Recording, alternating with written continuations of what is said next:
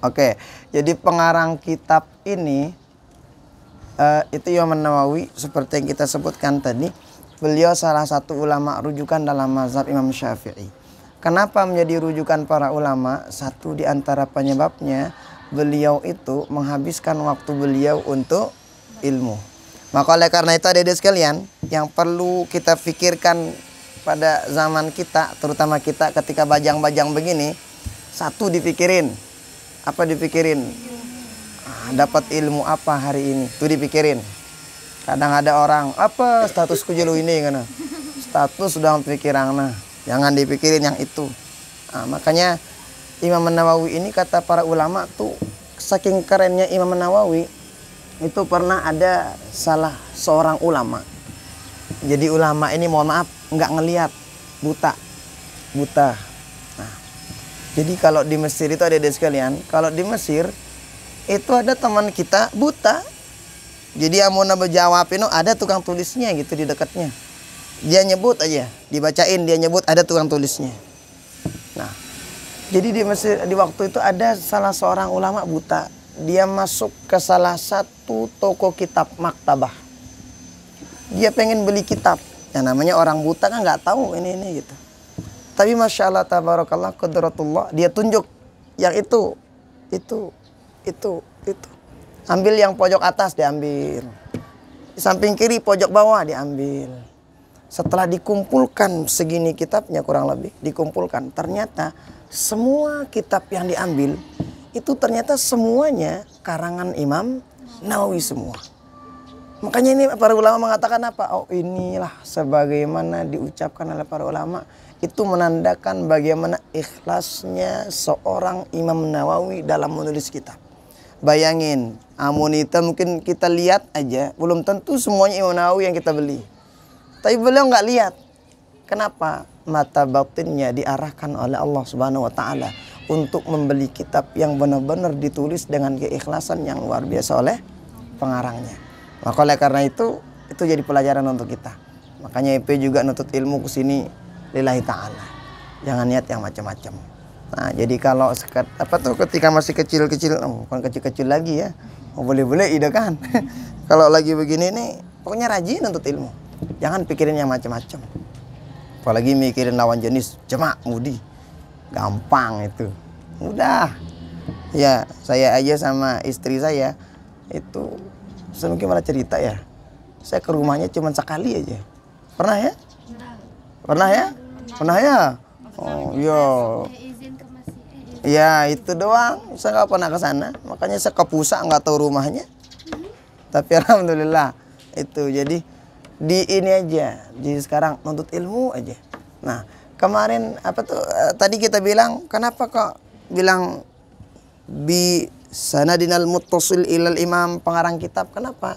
Itu menunjukkan bahwa supaya apa yang kita pelajari itu bahwa nyambung sanad keilmuan kita. Maka salah satu di antara kelebihan kita di sini itu di antaranya sanad keilmuan dari pengarang kitab kepada guru-guru kita ke pengarang kitab itu nyambung. Dan itu sanad itu yang sangat luar biasa. Nah, apa maksudnya sanad keilmuan itu? Rantai keilmuan yang nyambung kepada baginda Rasul. Ada orang baca Quran tapi rantai keilmuan baca Qurannya gak nyambung sama baginda Rasul. Susah. Ada orang maksudnya beda loh, orang yang kayaknya kayak beginilah. Ada orang berdagang legal sama ilegal. Beda apa sama? Beda. Lebih cakep yang mana? Ya? Legal apa ilegal? Legal. Yang legal lah. Jangan ilegal. Begal. Nah, jadi lebih keren yang udah diakuin gitu. Nah, maka oleh karena itu pada rajin-rajin untuk ilmu setinggi-tingginya. Oke. Biasanya itu yang baca Sida apa saya? Sida. Biasanya yang kemarin-kemarin itu. Siapa yang pegang sebelum saya? Mulai. Oke lah, bisa. Bismillahirrahmanirrahim. Saya beda kitabnya. Dari mana kita baca kira-kira? Muqaddimah. Sida enak pakai baris, saya nggak pakai baris sini. Aduh. Coba saya cek dulu yang itu sama nggak mukadimah kita coba. Tapi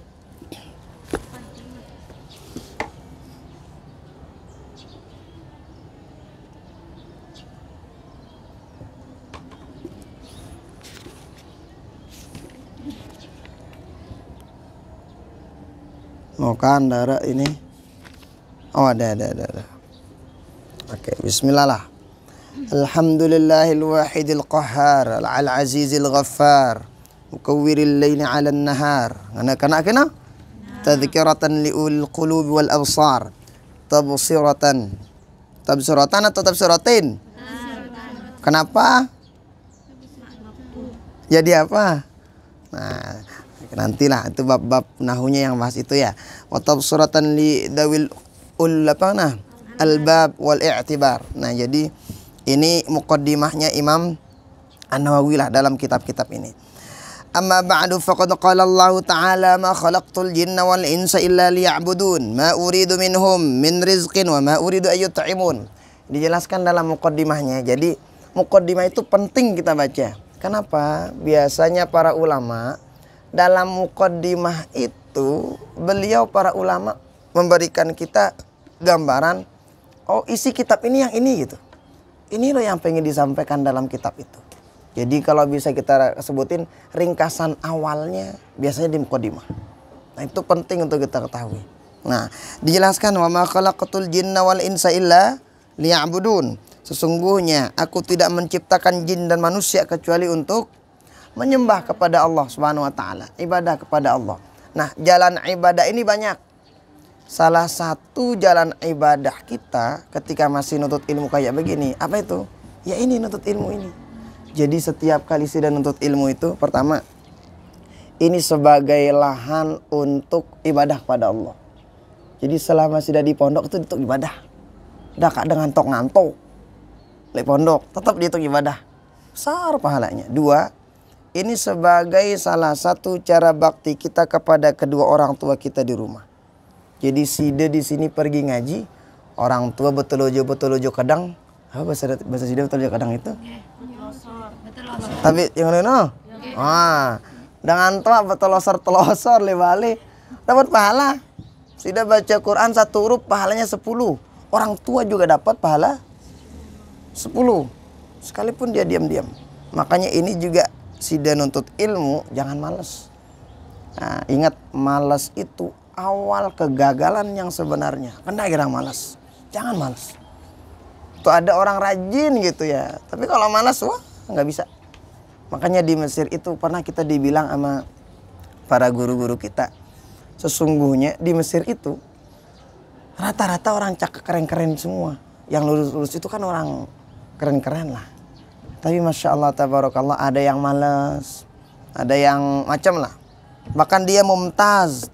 Kadang di apa namanya? Ketika aliyah, ketika ulia. Tapi kok kenapa gitu ketika dia masuk sana kadang nggak naik kelas.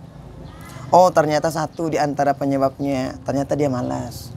Makanya malas ini nih awal kegagalan yang sebenarnya jangan pernah diikutin malas itu.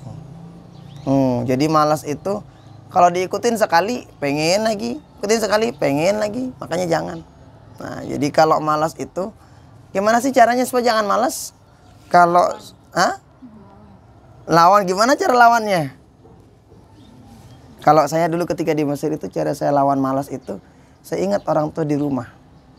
Gimana? Coba lihat aja. Kebetulan kan orang tua saya dulu yang laki-laki di Malaysia. Amun ke Bali ya. Di Bali itu ada pokoknya ngarat. Ngarat samping dengan aku beli yang samping kuarat. Jadi saya punya sapi, dia yang apa namanya? Ngawis. Saya bisa ngawis juga lagu desa di aku. Kalau dulu inilah. Jadi dulu ketika saya di Mesir itu saya ingat orang tua di Malaysia tuh atau di rumah orang tua kita, coba aja lihat, perhatiin coba. Orang tua itu kita begitu kan. Allah yang naik daur nepe. Apa bahasa kita tuh? Ya usang giniin daurnya. Amun itu aja kepeng bapak. Oh itu doang. Nggak pernah orang tua kita bilang enggak, apalagi itu kebutuhan kita sekolah. Itu diingat lah, mau ingat ini aja borong kita malas. Coba diingat dikit-dikit pengen nangis kita kadang. Kenapa? Kita ingat orang tua di rumah. Kita pokoknya nggak enak. Jadi semangat kita. Makanya kadang ada orang tuh caranya untuk dia bilang, ada teman saya dulu. Apa katanya? Wah, ente sekolah lah. Kata disuruh sekolah sama orang tuanya. Apa katanya dia bilang? Kasihan aku ngita idang ngana. Yo apa ngana dengan tuh anak kan sidang ngawis doang bilang jelun darah bantu sidang ngawis. Udah, nekula sekolah, ku bantu sidang ngawis nggak. Tapi ternyata akhir-akhirnya lelah juga orang tuanya ngelihat dia ngawis luntuh. Artinya apa? Cara kita salah satu bikin bakti kepada orang tua, satu diantaranya rajin-rajin untuk ilmu. Rajin-rajin untuk ilmu. Nah ini nih salah satu jalan ibadah kita ya ini. Wa hadza tasrihun bi annahum khalaqul ibadah. Fa haqqa alaihim al-i'tina bima khalaqu lahu wal i'rad an hududid dunya biz-zuhada. Fa innaha darun fadin la mahalla ikhlad.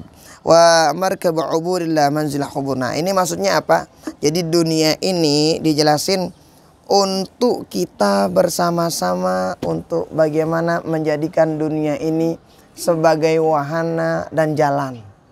Jadi jangan bikin dunia itu sebagai tujuan, tapi jalan untuk mencapai tujuan. Berarti nggak boleh bercita-cita? Boleh. Tapi cita-cita itu bukan tujuan akhir. Tapi jalan utama, jalan awal untuk mencapai cita-cita utama itu mencari ridha Allah Subhanahu wa taala. Sida boleh jadi apa aja. Apa cita-cita Sida?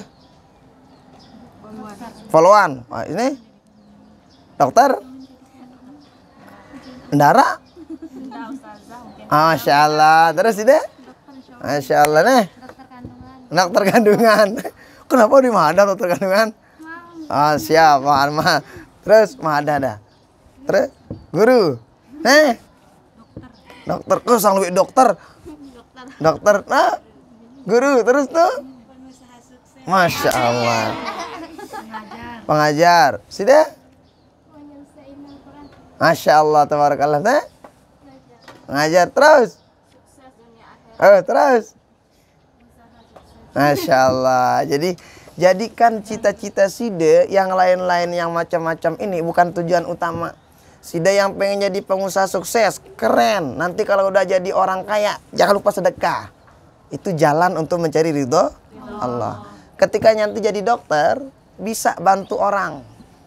Jadikan setiap apa yang Sida lakuin itu sebagai sedekah, Sida bantu orang. Dikasih duit, alhamdulillah. Nggak dikasih, astagfirullah. Jangan. Nggak dikasih juga nggak apa-apa gitu. Artinya jadikan sebagai jalan bantu orang. Yang jadi poluan ngejagain masyarakat itu sebagai jalan juga. Nah jadi cita-cita yang begitu itu jangan pernah dijadikan sebagai tujuan utama, tetapi jalan mencapai tujuan mulia. Tujuan utama apa itu? Mencari ridho Allah. Dan banyak. Anda kira itu orang tua kita pergi ke sawah setiap hari nggak dapat pahala gede, dapat pahala gede. Itu Mahat Ali ya. Nah, itu dapat pahala gede. Itu satu waktu ternyata baginda Rasul pada suatu waktu itu ngaji sama sahabat. Ketika ngaji sama sahabat, Masya Allah, tabarakallah, ternyata ada salah seorang nih, dia ganteng lah, maksudnya kekar gitu, badannya kekar. Ternyata pagi-pagi udah pergi. Dilihat sama sahabat yang banyak. Katakanlah kita lagi ngaji begini. Nah, ada orang lewat. Apa kata sahabat yang banyak? Wah, coba orang itu rugi banget katanya. Kenapa rugi? Kenapa nggak ngikutin kita yang ngaji sama baginda Rasul begini? Dijawab sama baginda Rasul. Sahabat jangan bilang gitu. Kenapa? Oh, ternyata kata baginda Rasul, dia itu pagi-pagi pergi. Kalau niatnya untuk mencari kebutuhan untuk keluarganya, fahuwa jihadun fisabilillah. Itu juga dihitung jihad fisabilillah. Artinya yang mencari begitu-begituan juga termasuk salah satu ibadah dan banyak. Makanya kata para ulama, yang namanya hidayah, yang namanya ibadah itu ka'adadi anfasil bashar. Banyak jalannya. Itu seperti nafasnya kita. Coba kira-kira setiap detik arak dengan dina bernapas? Pasti ada. Kalau bukan saya, Sida. Kalau bukan Sida, ini. Ada aja. Seperti itu jalan kita meraih pahala Allah Subhanahu wa taala. Jadi luwe langan dengan. Ada orang yang misalnya bikinin orang rumah, dapat pahala gede. Ada orang yang bikin jalan begini itu Jangan dikira itu nggak dapat pahala. Coba lihat berapa banyak orang yang ngelewatin. Ada orang yang pergi ngaji, ada orang pergi bagus-bagus, dia dapat pahala juga. Nah, jadi banyak jalan kita. Nah, terutama sida dalam nuntut ilmu ini perbaiki banget itu. Nah, oke. Kita wallahu fi aunil. Oke, kita langsung aja ke hadis yang pertama. Di sana ada babnya enggak? Apa katanya? Babul ikhlas wa ihdarin niyyah fi jami'il a'mali wal aqwal al-bariza wal khafiyah, itu? Benar? Oke. Ini bab ini ngejelasin kepada kita bagaimana pentingnya ikhlas dan menghadirkan niat pada semua apa yang kita lakuin, semua apa yang kita ucapin, baik yang nampak ataupun yang tidak nampak. Nah, jadi penting niat itu. Kalau bahasanya para ulama, niat itu kalau bisa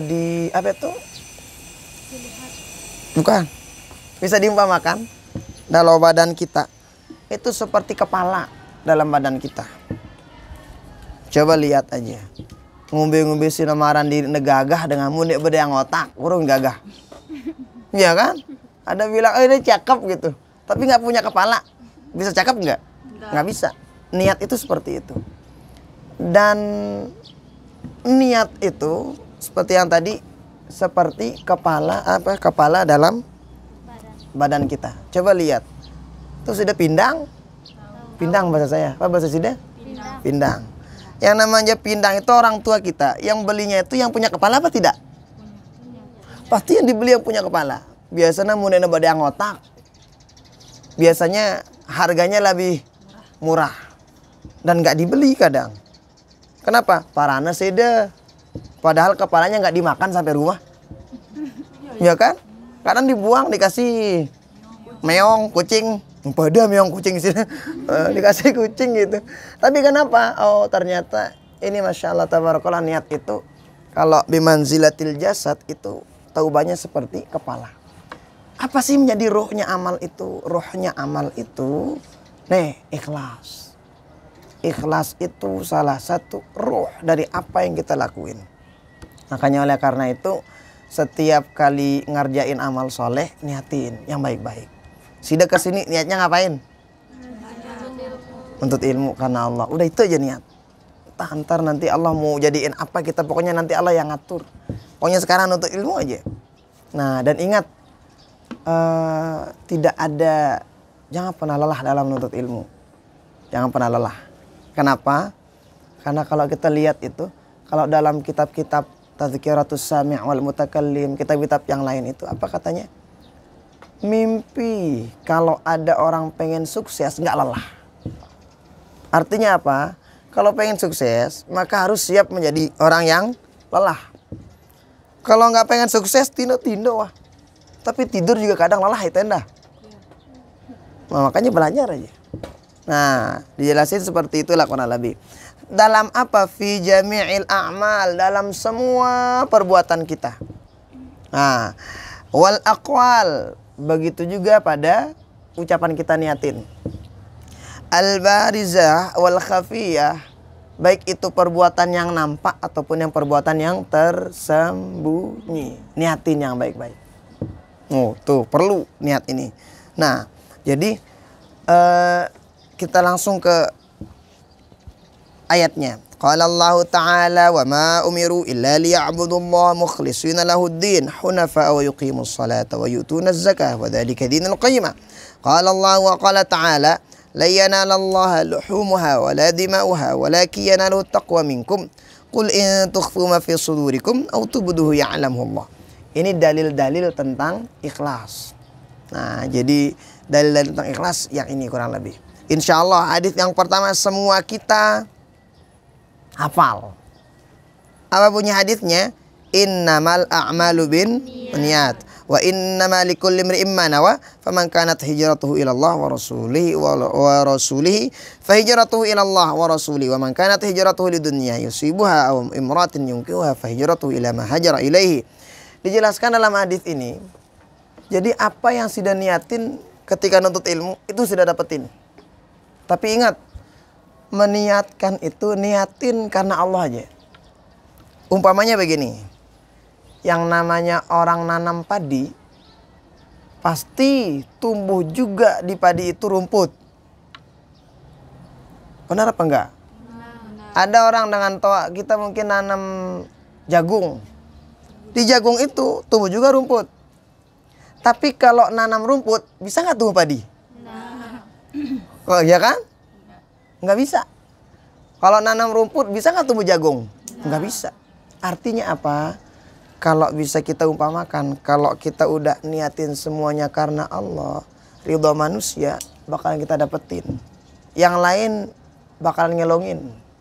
Tapi ingat, kalau niat kita karena Allah. Nah, bahkan dalam kitab Bidayatul Hidayah itu ngeri, Imam Ghazali mengatakan kalau ada orang yang nuntut ilmu bukan karena Allahnya, wah, nggak ada dapatnya apa-apa, lelah jadi dapetin. Makanya oleh karena itu, sidang adik-adik sekalian, ketika baru pulang, baru berangkat dari pondok, udah niatin yang baik-baik. Dari sejak awal. Dari sejak sidang nunggu saya tadi di sini sampai selesai, itu insya Allah dapat pahala gede. Sampai selesai. Udah paham, jadi orang nuntut ilmu itu, dia paham nggak paham, dapat pahala.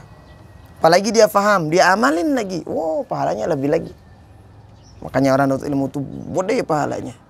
Sampai Imam Abdullah bin Abbas dalam kitab Tadhkiratus Sami' wal Mutakallim mengatakan bahwa yang namanya orang berilmu sama tidak berilmu itu kurang lebih derajatnya itu sampai 700 derajat.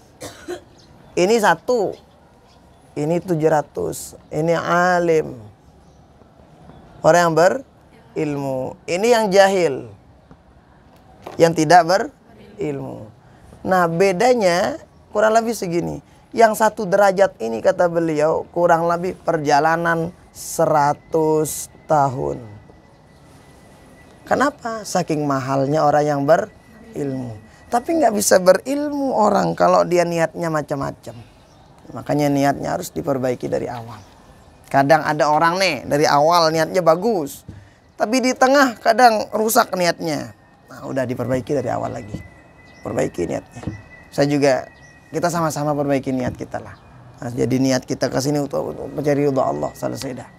Nah, itu kurang lebih. Jadi seperti kisah yang ini mungkin sering adik-adik dengerin. Itu ada seorang yang dulu di zamannya baginda Rasul, pernah dengar nggak syarah hadis ini? Jadi dulu di zaman baginda Rasul ketika pergi hijrah, itu kan ada macam-macam niatnya ikut hijrah. Niatnya ikut hijrah ke Madinah. Ada yang niatnya untuk mendapatkan harta rampasan perang. Ada niatnya untuk mendapatkan, bahkan niatnya itu untuk menikahi salah seorang dari sahabat yang ikut berhijrah. Oh, hijrah pada saat itu. Benar, makanya baginda Rasul singgung, ente jangan hijrah. Niatnya itu untuk menikahi seseorang, jangan. Tapi niatnya itu hendaknya karena Allah. Tetap itu. Jadi setiap durasi niatin. Ketika bangun tidur itu niatin. Apa kita niatin? Niatin semua amal soleh yang Allah titipkan pada hari itu kita bisa lakuin. Niatin aja. Nah, kalau nggak bisa kita lakuin, paling tidak kita udah dapat pahala dari niatnya. Nah, makanya tuh dalam kitab Bidayatul Hidayah itu dijelasin, kalau tidur jangan lupa niatin dapat tahajud kalau tidur. Nah, kenapa? Nanti kalau ada orang niatin tahajud, dia kelewatan misalnya bangunnya, maka udah dihitung oleh Allah Subhanahu Wa Taala sebagai orang yang tahajud. Sekalipun nggak dapat tahajud, lagu wah ya berniat. Apalagi tahajud sih deh. Tapi jangan bisa sih deh bangun, tapi wah jadi sini atau jangan gitu. Maksudnya dia bisa bangun gitu, tapi dijadikan sebagai niat yang tadi malam aja jangan. Nah, jadi artinya apa? Saking pentingnya niat itu. Bahkan ada para masyayikh kita ngebahas tentang niat ini 3 bulan. Ya udah nggak tahu keteangan niat ini. Kenapa? Saking pentingnya yang namanya niat itu. Oleh karena itu tetap perbarui niatnya. Nah, kemudian berikutnya dijelasin. wa an ummil mu'minin Ummi Abdullah Aisyah radhiyallahu taala anha wa ardhaha qalat qala Rasulullah sallallahu alaihi wasallam yaghzu jayshul Ka'bati fa idza kanu bi apa katanya bi bayda'i min al-ardi yakhsifu bi awwalihim wa akhirihim. Qalat qultu ya Rasulullah kaifa yakhsifu bi awwalihim wa akhirihim wa fihim aswaqun wa hum laysa minhum. Qala dijelasin. Apa katanya?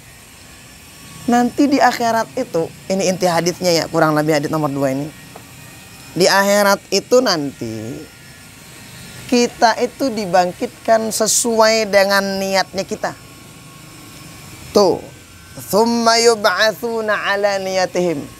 Jadi di akhirat itu kita bakalan dibangkitkan oleh Allah Subhanahu wa taala tergantung niat. Misalnya niat kita bersama para ulama, maka nanti niat kita yang begitu dibangkitin sama para ulama. Ada niatnya mungkin bersama para artis yang nggak jelas maksudnya, artis yang umbar-umbar aurat macam-macam lah. Maka nanti di akhirat juga dibangkitin sama yang begitu gitu. Ada orang perang niatnya untuk supaya mendapatkan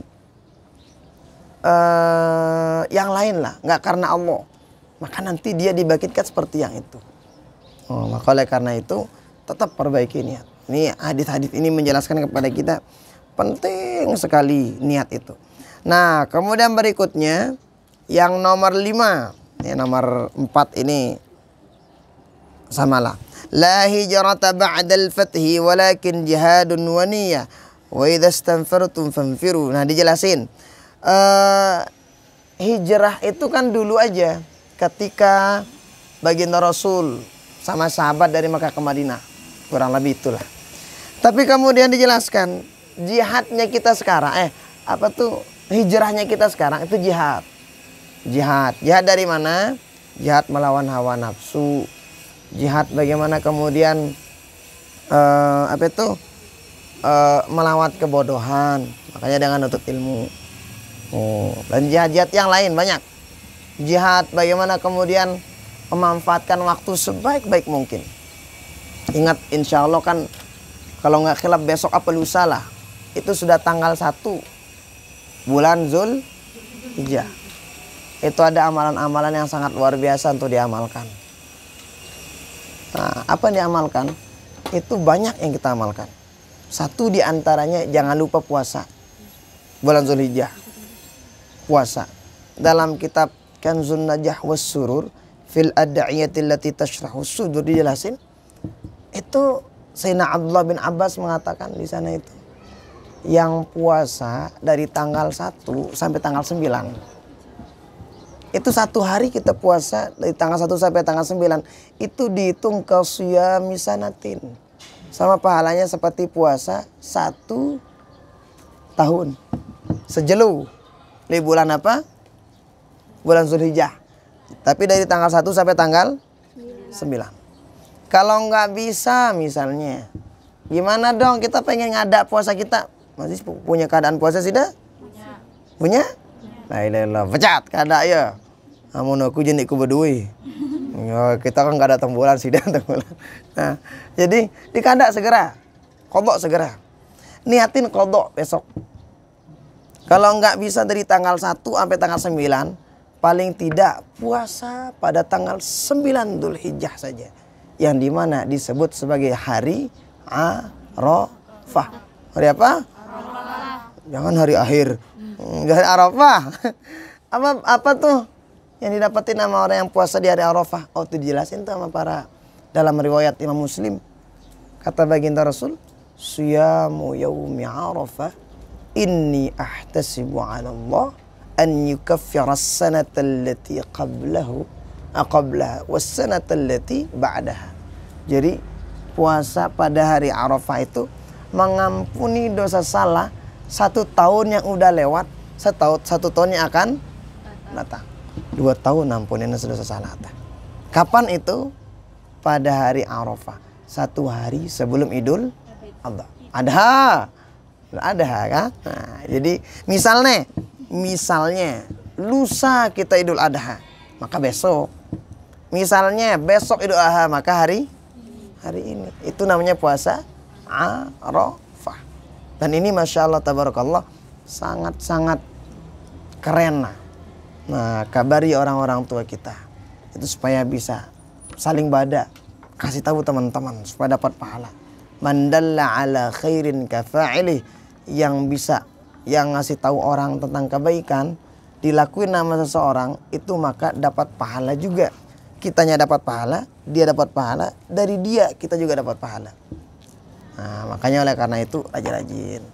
Nah, usahakan yang begitu-gitu. Kalau Sida misalnya bisa puasa. Tapi kalau misalnya Sida waktu itu ada datang bulan misalnya, maka udah nggak apa-apa. Sida kasih tahu teman. Cara pertama. Kedua, beliin teman buka puasa. Misalnya dia puasa, ini puasa, beli yang ibu kayang. Kasih dia. Jadi dapat pahala seperti dapat pahala dia. Apa mungkin dibeliin gitu kan, dapat pahala. Oh, itu caranya. Banyak cara kita dapat pahala itu. Banyak banget, nggak sedikit. Nah, termasuk cara yang ini itu kan luar biasa tuh. 1 hari ngampunin dosa salah berapa? 2 tahun. 1 tahun yang udah lewat, 1 tahun yang akan datang. Siapa yang nggak ingin yang begitu-gitu? Makanya niatin dari sekarang. Nah, tapi ingat, perbaiki niatnya dengan baik. Oke, berikutnya nomor 5 itu dijelasin tuh, hadis nomor 5. Apa kata itu? Apa? Laka ma nawaita ya Yazid walaka ma akhadta ya Ma'an. Apa maksudnya itu? Jadi kita itu dapat sesuatu tergantung apa yang kita niatkan. Tergantung apa yang kita niatkan. Nah, jadi tergantung apa yang kita niatkan. Hadits itu menjelaskan kepada kita. Contoh, ada orang ke masjid. Dia ke masjid, niatnya istirahat doang. Nah, istirahat dan tinduk-tinduk. Maka yang dapetin adalah hanya istirahat aja. Ada orang ke masjid, niatnya untuk itikaf. Maka dapat pahala itikaf, dapat istirahat juga. Jadi tergantung niat kita. Sida kesini niatnya nuntut ilmu, insya Allah bakalan dapat ilmu. Ada orang niatnya kesini yang lain, maka dapatnya apa niatin itu. Maka oleh karena itu perbaiki terus niat. Ini penting banget niat ini. Wa yub'atsu, nanti kan di akhirat itu seperti yang tadi, ternyata kita semua sekalipun sama kita nuntut ilmu, nanti pasti beda-beda jarinta. Saya dulu ngaji itu ada beberapa orang lah. Tapi ternyata setelah selesai udah gede gitu, beda-beda jarinta. Ada yang jadi guru, ada yang jadi macam. Kenapa? Niat kita macam-macam. Sekarang kita nggak tahu niat Sida apa. Tapi nanti kalau udah selesai dari sini, Allah kasih seperti niat Sida di sini itu. Kalau niatnya karena Allah Ta'ala, entar Allah Allah bakalan kasih kita apa yang Allah inginkan. Dan itu tentunya dari Allah itu pasti terbaik. Oh gitu kurang lebih ya. Oke. Ada yang sudah tanyakan? Ustaz, Oke. puasa ada kan kita kodok tapi kita puasa sunnah. Apa hukumnya? Bagaimana hukumnya?